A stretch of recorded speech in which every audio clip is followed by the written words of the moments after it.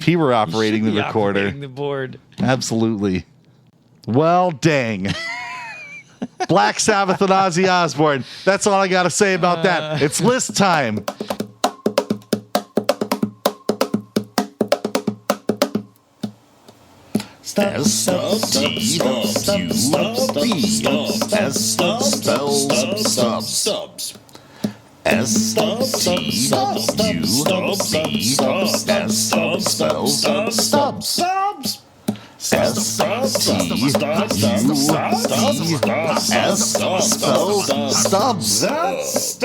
Hey guys and gals, welcome to the epic conclusion of my 74 minutes Black Sabbath and Ozzy series. Part 3 of this conversation covers my Ozzy and Sabbath burn list. Well, at least most of it.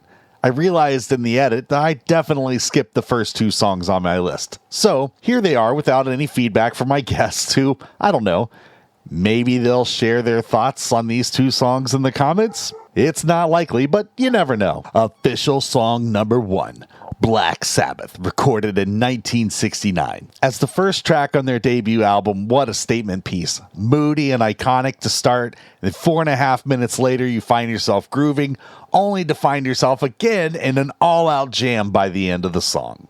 Official song number 2, Paranoid. While obviously we talked about it on Freddy's list, I wanted something short and sweet to serve as a high-octane bridge between the 2 5-minute-plus epics that I had chosen for songs 1 and 3, and you just can't get much better than Paranoid. All right, those are the 2 I totally goofed on in group. I was reading my list off a spreadsheet, so I'm guessing next time maybe I'll use good old-fashioned pen and paper. So, let's pick up where we left off last week. All right, are we ready for my list now? I'm ready. Yeah. I'm okay. ready. All right. So I went a little more basic. You know what I mean? Again, not your list, I had a great time and I loved listening to that, you know what I mean, what you guys had and the crossover songs. All right. So my small 13 song list. Oh. Yeah, well, You again, went for the big ones. Well, again, yeah, I was The like, epics. that was fine. They're worth the price of admission Yeah. as far as I'm concerned, right? So, started with Crazy Train. Again, I just did the studio version, though. Not that live version isn't great. It is great, but Sure. studio version, pretty classic, right? After that is NIB. Oh, yeah. Yeah, just the groove, the opening little groove, and then once that distorted bass comes and it's just goes to the end, like it's a longer song, but It man, doesn't matter. He's got great chorus. It's proggy Sabbath. I love it, man. Yeah. It's just one of my favorites. That's a classic as far as the next one I got on is same thing with your Crazy Train live performance. They also did a I Don't Know performance. 1981. Yeah. You know what I mean? From that same thing. It's on that same thing. Yeah. Great. I mean, I Don't Know studio is good. You know what I mean? But this live version, it's faster. It's just more intense and just really showcasing. Well, he's got this little effect that he uses on I Don't Know. And it's like a cry. It's not on the studio. It's just the live ones. Yeah. And I still don't know I don't know what it is. It's like either. a phase. It seems like a phaser. Yeah, but it's very light. Right. It's not overwhelming. It's not Van Halen. Yeah, phaser. yeah. Right. It's a cool little thing Randy It gives him had. some boost or something, man. It's a cool sound. But yeah, I know. Again, after that, Iron Man. Yeah. It's not their best song. You know what I mean? I'll tell you this. Yeah. So it's obviously, again, we talked about Crazy Train being like a top 3 riff of all time. You could make an argument that it's where it is the origin of an entire genre. And it's also where budding guitar players learn to play a bar chord. Or Yeah. They learn how to Iron Man. basically play guitar. They from can Iron learn Man. how to play guitar from Two that song. songs, Yeah. Iron Man and Smoke on the Water. Yeah. It's something that always blew my mind. They have all these, MCU movies, all these Iron Man movies. I was like, how is there not just some amazing sequence with That the would be ending of cool. that song Yeah. where I Iron can Man's see just that. flying down and just doing something? Anyways, That's their problem. They probably don't want to pay for music licensing or they whatever paid for it is. that song. They played Oh, it. It is at the end. It's at the end of the first movie. The worst That's part right. is when he says, he goes, I am Iron Man. And then and they don't start at the beginning. They should have. They started in the middle of the song or something, and then they play it again. Right. Well, I mean, the beginning of the song is basically a bass drum. Well, I'm talking about they could have just went down, down, down. True. That would have been amazing. Yeah. Yeah, they didn't do that. They went into like the middle of the song. Or he could have not said it at all, and it could have just been that coming in. Like he's about. You can tell he's about to say it, and then just cut to that, right? And that would have been great too. I am. Everyone would have known. Yeah. That would have been awesome. Bark at the Moon is my next one. Yep. Yeah, I mean, again, we just talked about the love of. It's an all-time great. No More Tears. No, it's a good song. I love the bass is driving. Again, pinch harmonic. I understand what I mean. Yeah. But that guitar is just nasty. It's a nasty riff. It's when awesome, people hear it, it's just like. I could see where Ozzy would have just loved and been like, I can't wait to unleash this on people. Sure. This is going to show I can see that.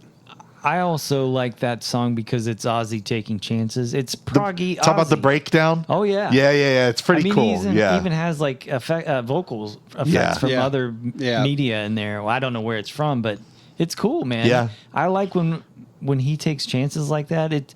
It's not just a stock metal. No, it's not. 3 minutes, 30 seconds. It's just the hand. That's cool. Yeah, that's something I can listen to. Hand in the bush. In the bush. In the bush. 1970s. Oh, this one. I'm not going to lie. The next one, I was surprised that neither of you had this. Mr. Crowley. Wow. How are you guys not going to... So, look, I know... Because when I think of Mr. Crowley, it's one of my favorite songs. It's Well, this is the one on our band list. I know, but I think in high school. I think repeatedly. I think sometimes some things are just more personal to you. And to me, that's a more personal song that means something to me personally. I gotcha. So, for me... I had heard the song in my youth, right? You know what I mean? And all that. But what really brought it back into my life is a game called Fallout 3. There's a ghoul that you meet in town, and his name is Mr. Crowley. So every time I talk to that dude, it was Mr. Crowley. It's probably why I'm single now, is because I was probably shouting that at 2 a.m. Shut up, the kids are trying to say Mr. Crowley. I can't help it. I'm sorry. I'm a creature of habit. But that is what, I love that song, and that kind of brought it back for me again. You know what I mean? And pretty great. Mama, I'm Coming Home. Yep. Again, just an all-time ballad. You know what I mean? That, from Ozzy. Diary of a Madman. That was my next one. A good pick. And again, Save a Friend. It's great, but it is the end. For me, the ending is absolutely what. While it's a great song, that ending is what it's just like. Yeah. This could be everywhere. This should be used so much more. It's a vibe song. Sure. The beginning is so... Doo-doom, doo-doom, doo-doom, doo-doom, and it's just kind of has a vibe, like a moody vibe, and then it goes into oh my gosh, and then it goes places, right? It tells a whole story. It does. You can see that. You could visualize that. All that. Yeah. It's a juicy song. That one was hard to keep off the list for me. Yeah. But yet you did. I did. I did. You guys, I expected you guys to cut some of these staples, right? Yeah. With that said, it was still Wait, that's your whole list? No, obviously, the final song is War Pigs. Obviously. Obviously.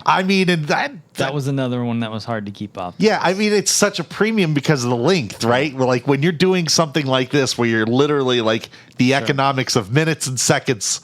And it was just I'm going to pay that premium here. And I didn't care. And I have zero regrets because, it's War Pigs. It is one of the best songs ever. It's incredible. It's also one that's been covered by many people. Absolutely. It's the Yesterday of Sabbath songs. It's been covered by everybody. There's a really great Ludacris. I had an absolute blast with my guest. We did lose a bit that was about Ozzy and Sabbath mashups and crossovers. I might put some of those together on a playlist, or maybe add them to the end of my playlist. I don't know. Some of them are surprisingly solid. Anyway, that's it for this episode. If you didn't do so at the top, please be sure to give me a like, a subscribe, and a share. That's how this thing gets bigger.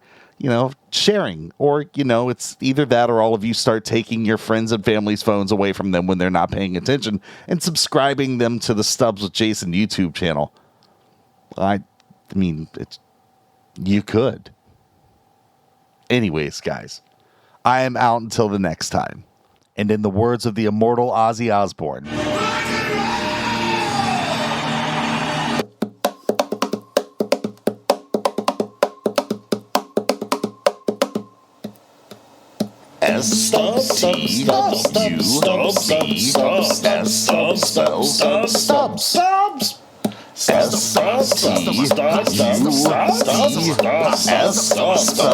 Stubbs. All done.